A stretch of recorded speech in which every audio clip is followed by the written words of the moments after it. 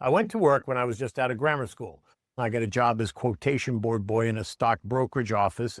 I was quick at figures. I was particularly good at mental arithmetic. As quotation board boy, I posted the numbers on the big board in the customer's room. One of the customers usually sat by the ticker and called out the prices. They couldn't come too fast for me. I've always remembered figures, no trouble at all.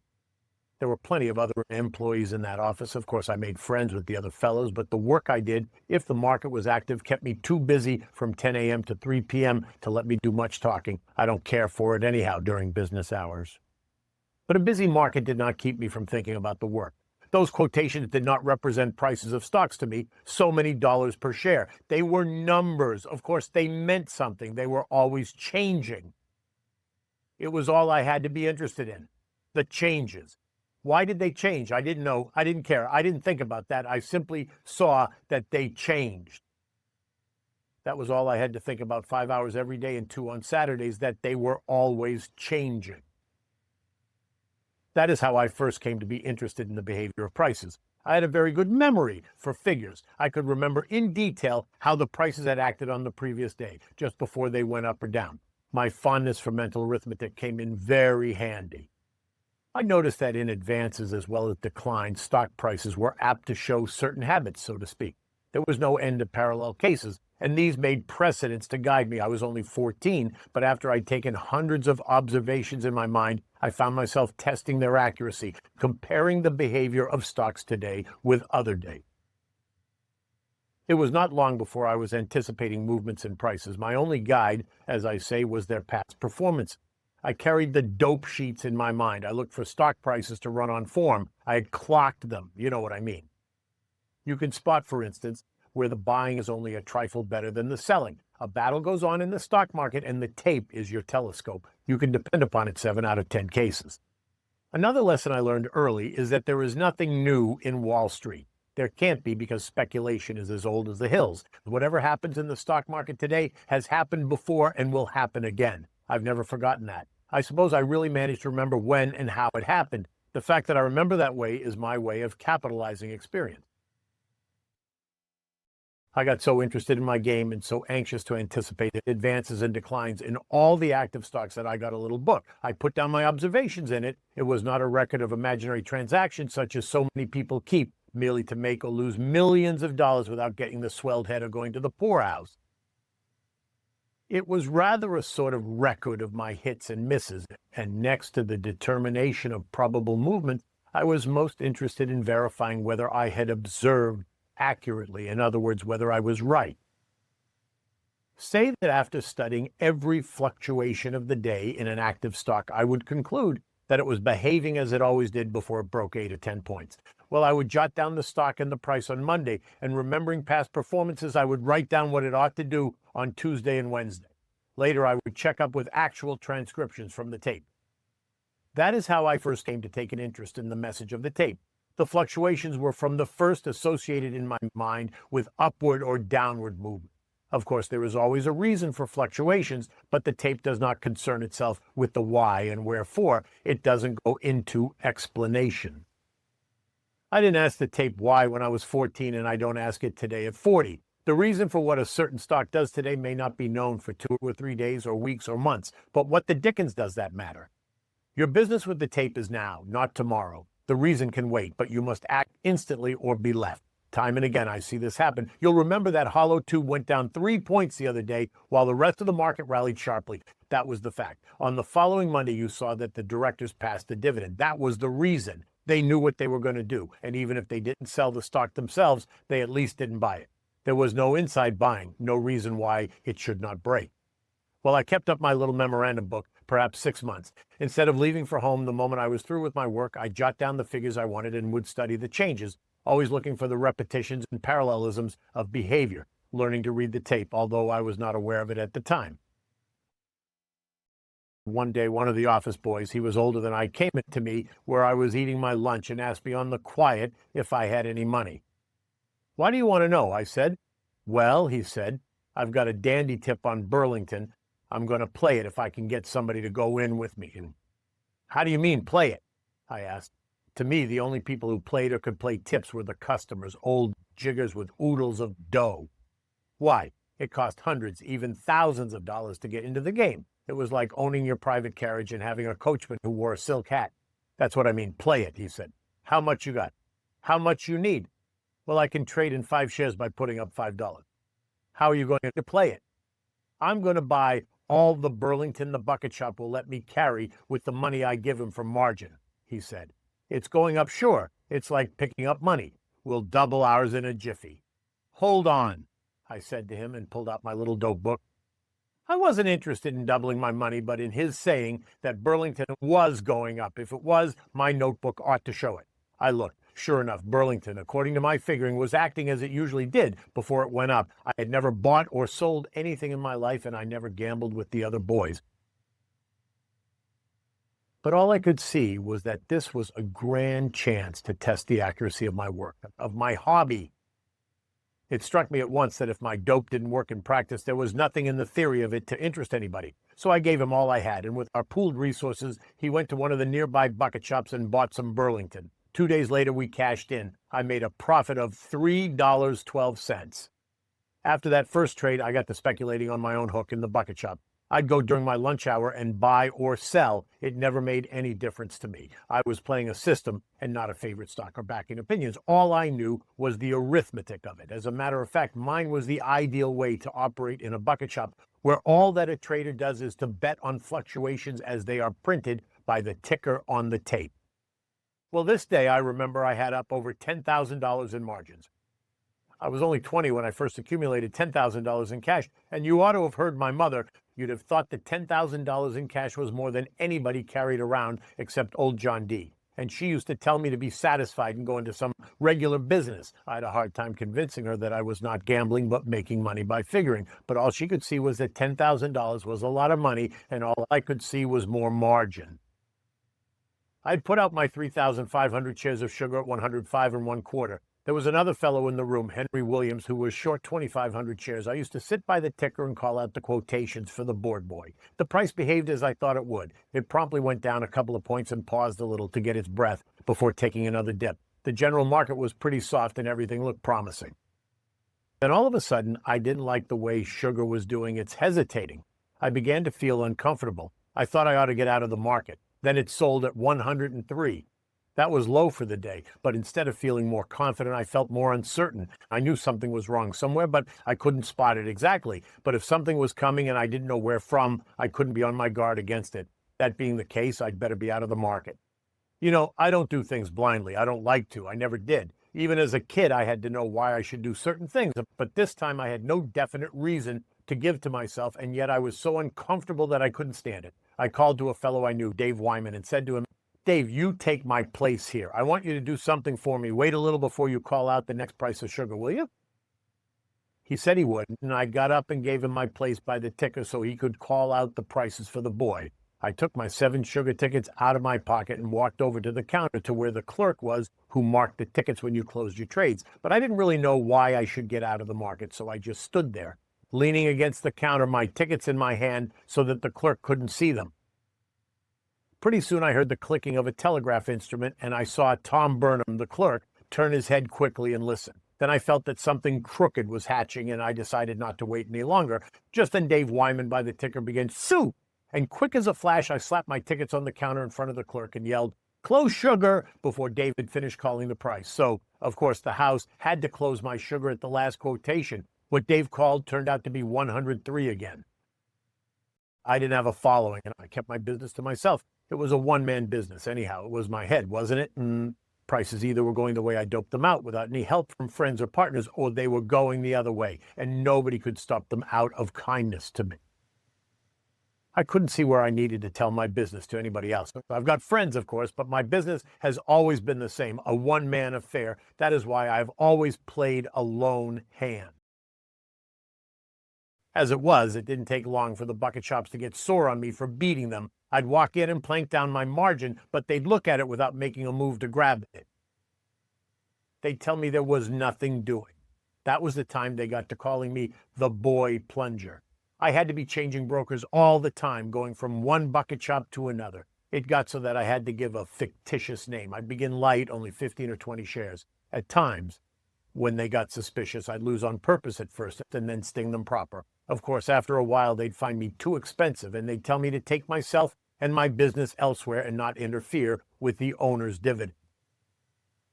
Once, when the big concern I'd been trading with for months shut down on me, I made up my mind to take a little more of their money away from them. That bucket shop had branches all over the city, in hotel lobbies and in nearby towns. I went to one of the hotel branches and asked the manager a few questions and finally got to trading. But as soon as I played an active stock my special way, he began to get messages from the head office asking who it was that was operating. The manager told me what they asked him, and I told him my name was Edward Robinson of Cambridge. He telephoned the glad news to the big chief, but the other end wanted to know what I looked like. When the manager told me that, I said to him, "Tell him I am a short, fat man with dark hair and a bushy beard." But he described me instead. And then he listened and his face got red and he hung up and told me to beat it.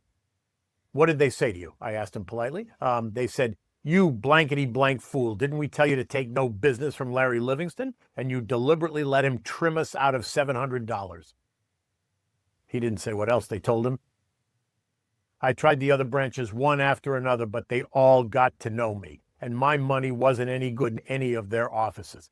I couldn't even go in to look at the quotations without some of the clerks making cracks at me. I tried to get them to let me trade at long intervals by dividing my visits among them all, but that didn't work.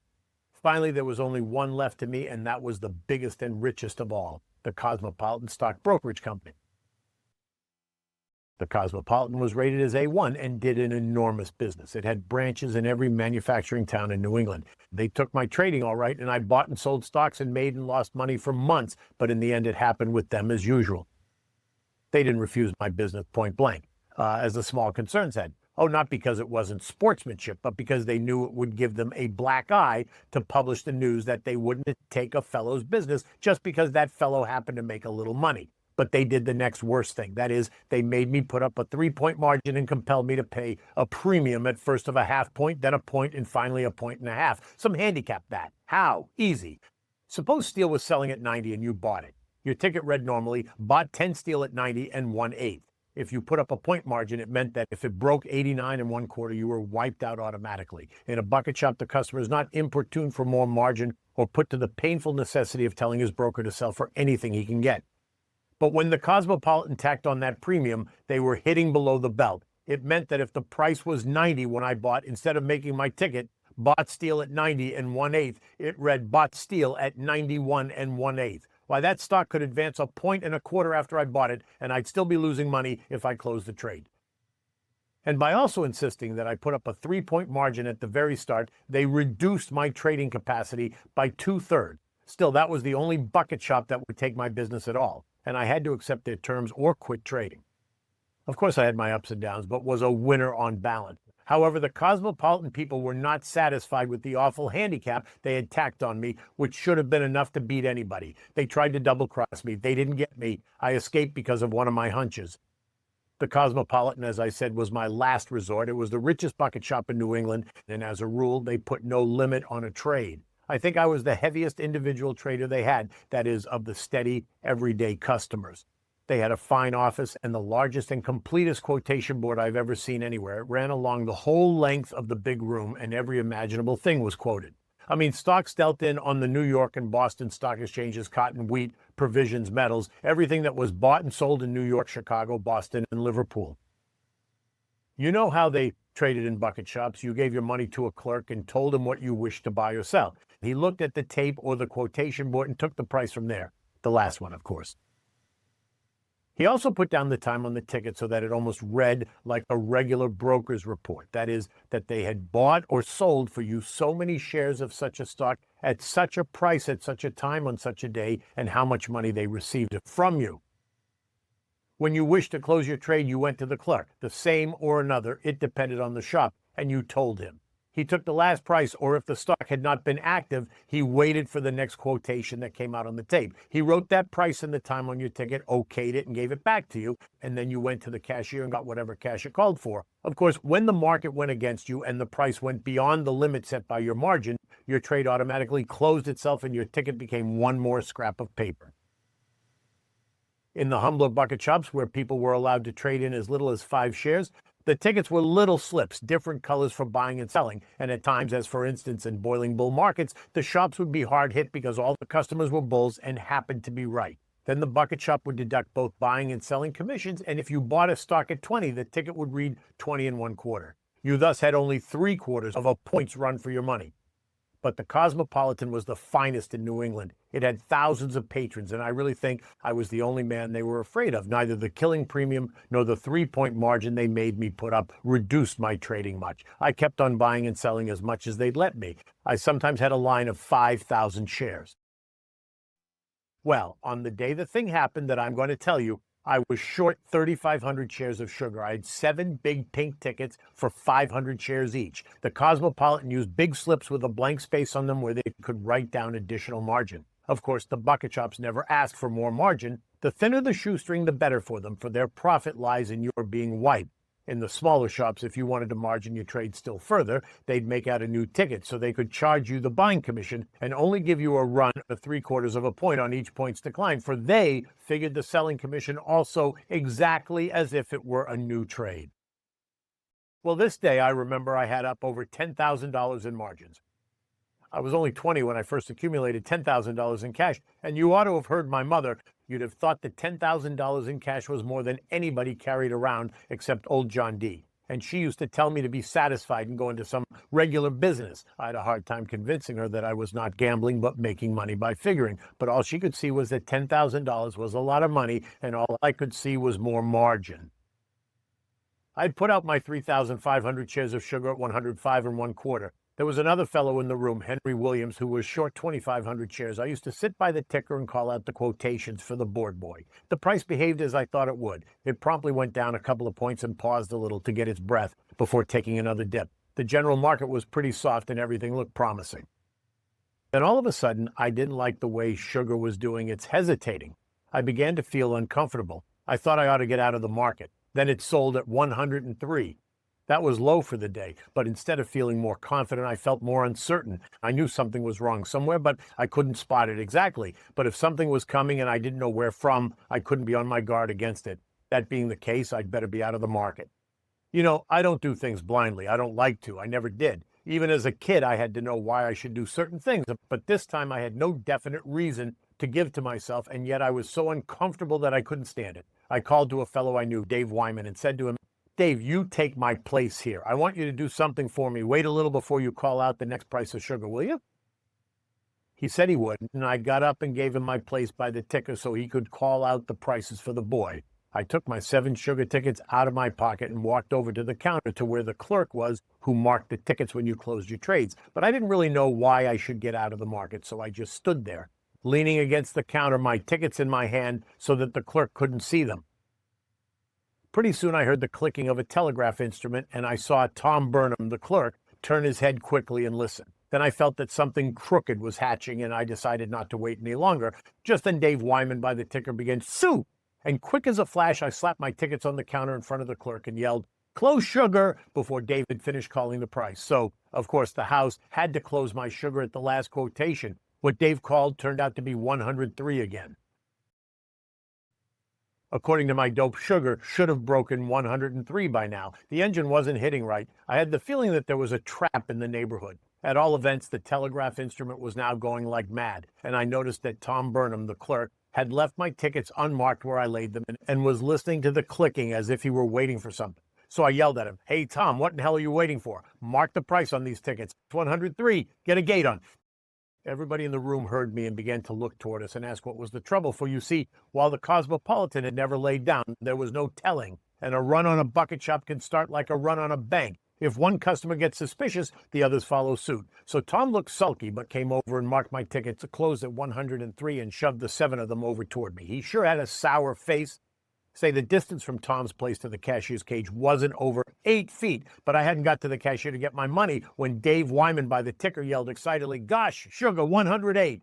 But it was too late, so I just laughed and called over to Tom. It didn't work that time, did it, old boy? Of course, it was a put-up job. Henry Williams and I together were short 6,000 shares of sugar. That bucket shop had my margin and Henry's, and there may have been a lot of other sugar shorts in the office, possibly 8 or 10,000 shares in all. Suppose they had $20,000 in sugar margin. That was enough to pay the shop to thimble rig the market on the New York Stock Exchange and wipe us out. In the old days, whenever a bucket shop found itself loaded with too many bulls on a certain stock, it was a common practice to get some broker to wash down the price of that particular stock far enough to wipe out all the customers that were long of it. This seldom cost the bucket shop more than a couple of points on a few hundred shares, and they made thousands of dollars. That was what the Cosmopolitan did to get me and Henry Williams and the other sugar shorts. Their brokers in New York ran up the price to 108. Of course, it fell right back, but Henry and a lot of others were wiped out. Whenever there was an unexplained sharp drop, which was followed by instant recovery, the newspapers in those days used to call it a bucket shop drive. The funniest thing was that not later than 10 days after the Cosmopolitan people tried to double-cross me, a New York operator did them out of over $70,000. This man, who was quite a market factor in his day and a member of the New York Stock Exchange, made a great name for himself as a bear during the Bryan Panic of '96. He was forever running up against stock exchange rules that kept him from carrying out some of his plans at the expense of his fellow members. One day he figured that there would be no complaints from either the exchange or the police authorities if he took from the bucket shops of the land some of their ill-gotten gains. In the instance I speak of, he sent 35 men to act as customers. They went to the main office and to the bigger branches. On a certain day at a fixed hour, the agents all bought as much of a certain stock as the managers would let them. They had instructions to sneak out at a certain profit. Of course, what he did was to distribute bull tips on that stock among his cronies, and then he went into the floor of the stock exchange and bid up the price, helped by the room traders who thought he was a good sport. Being careful to pick out the right stock for that work, there was no trouble in putting up the price 3 or 4 points. His agents at the bucket shops cashed in as prearranged. A fella told me the originator cleaned up $70,000 net, and his agents made their expenses and their pay besides. He played that game several times all over the country, punishing the bigger bucket shops of New York, Boston, Philadelphia, Chicago, Cincinnati, and St. Louis. One of his favorite stocks was Western Union because it was so easy to move a semi-active stock like that a few points up or down. His agents bought it at a certain figure, sold at 2 points profit, went short, and took 3 points more. By the way, I read the other day that that man died poor and obscure. If he had died in 1896, he would have got at least a column on the first page of every New York paper. As it was, he got 2 lines on the 5th.